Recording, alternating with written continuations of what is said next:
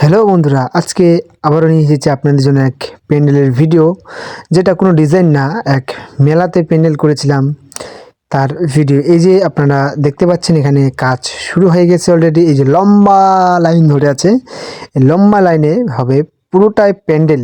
কাজ ইতিমধ্যে শুরু হয়ে গিয়েছে। আর নদীর মাঝখানেও হবে একটা প্যান্ডেল, যেটাতে ঠাকুর বসানো হবে, মানে সেখানে মূর্তি থাকবে।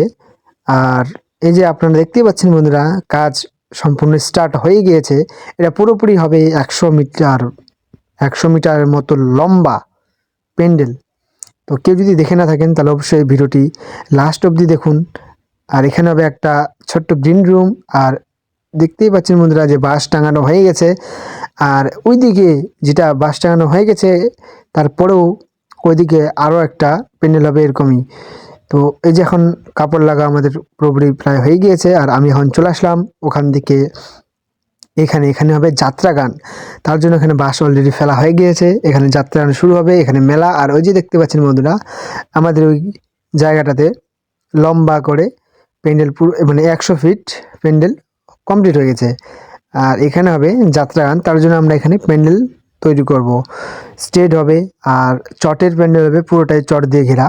যে দেখতে পাচ্ছেন বাঁশ লাগানো প্রায় হয়ে গিয়েছে। এখন উপরে ওই যে উপরে শুধু বাঁশ লাগাবো, মানে উপরে যে চটটা টাঙাবো সেই চটের বাঁশটা উপরে লাগাবো। আর সাইডে বাঁশ লাগানো হয়ে গেছে। আর এখানে দড়ি ছিঁড়ছে, দড়ি শর্ট পড়ে গেছে আমাদের এখানে। আমার আগের ভিডিওগুলোতে কমেন্ট করার জন্য অসংখ্য ধন্যবাদ জানাই সকল বন্ধুদের। এরকমই আমার পাশে থাকুন। আর নতুন ভিউয়ার যারা আছেন তাদেরকে বলবো আপনারা অবশ্যই কমেন্ট করুন। আপনাদের কমেন্ট সবগুলো আমি পড়ি আর তার উত্তর দিই। এই যে সামনে দেখতে পাচ্ছেন নদীর মাঝে যে মন্দিরটি আছে, সেই মন্দিরটা আমরা বানিয়েছি। সেটা পুরোপুরি জলের উপরে বাঁশ দিয়ে সেটা সুন্দরভাবে বানিয়েছি। আর সেটা বানার সময় আপনাদের দেখাতে পারিনি, তার জন্য আমি ক্ষমা প্রার্থী। কারণ আমি সেখানেই ছিলাম, সেখানেই কাজ করছিলাম, তাই কেউ ভিডিও করতে পারিনি আর ক্যামেরা করতে পারিনি। আর এই যে দেখতে পাচ্ছেন বন্ধুরা যে পুজো স্টার্ট হয়ে গেছে। পুজো এখন পুরোপুরি চলছে, মানে দুপুরের সময় এই পুজোটা হয়, যেটা ছট পুজো নামে পরিচিত, যেটা সব থেকে বেশি বিহারিরা করে থাকে। লম্বাভাবে লাইন ধরে আছে, দেখুন কত সুন্দর লাগছে জায়গাটা।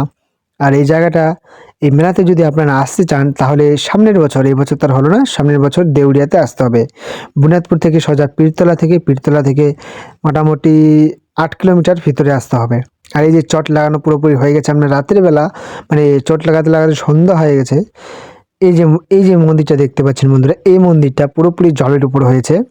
দেখুন আপনাদের কেমন লেগেছে অবশ্যই আপনারা কমেন্টে জানাবেন, কমেন্টে জানাতে ভুলবেন না। আর ভিডিও যদি আপনাদের এরকম প্যান্ডেল বানানোর ভিডিও যদি ভালো লেগে থাকে তাহলে অবশ্যই চ্যানেলটিকে সাবস্ক্রাইব করে রাখবেন এই ধরনের ভিডিও পাওয়ার জন্য। আজকে হলো দ্বিতীয় দিন, যেটা আজকের দিনে যাত্রা হবে এখানে। এখন এটা আমাদের কমপ্লিট দেয়নি, কারণ একদিন আমাদের হাতে ছিল, তার জন্য আমরা আরামসে কাজ করেছিলাম। সেজন্য আজকে এটা পুরোপুরি কমপ্লিট দিয়ে দেবো। কালকে রাত্রেবেলা চটটা টাঙানো কমপ্লিট হয়ে গিয়েছিল, আজকে শুধু স্টেজটা কমপ্লিট করব। এই যে দেখতে পাচ্ছেন স্টেজের জন্য আর মানুষজন বসানোর জন্য বাস টাস রেডি করছি, যেন মহিলারা একদিকে আর পুরুষেরা একদিকে থাকতে পারে। আর এই যে এটা টাওয়ার, এই টাওয়ারটা বানিয়েছিলাম লাইটের জন্য। আর আপনাদের জানিয়ে রাখি যে মেলাটা শেষ হয়ে গিয়েছে। মেলাতে আমি ভিডিও করতে পারিনি, তার জন্য আমাকে ক্ষমা করবেন আপনারা। মেলা পুরোপুরি শেষ। এই যে দেখতে পাচ্ছেন এটা খুলে দিলাম, মানে এত বড় চটটা খুলে দিয়েছি। এখন এগুলা সব গুছাবো, গুছাই পারি। তো বেশি কিছু দেখাতে পারলাম না, ছোট ভিডিও করলাম। বেশি ভিডিও বড় ভিডিও করলে ভালো লাগবে না। তো ভিডিও ভালো লাগলে অবশ্যই চ্যানেলটিকে সাবস্ক্রাইব করে রাখবেন।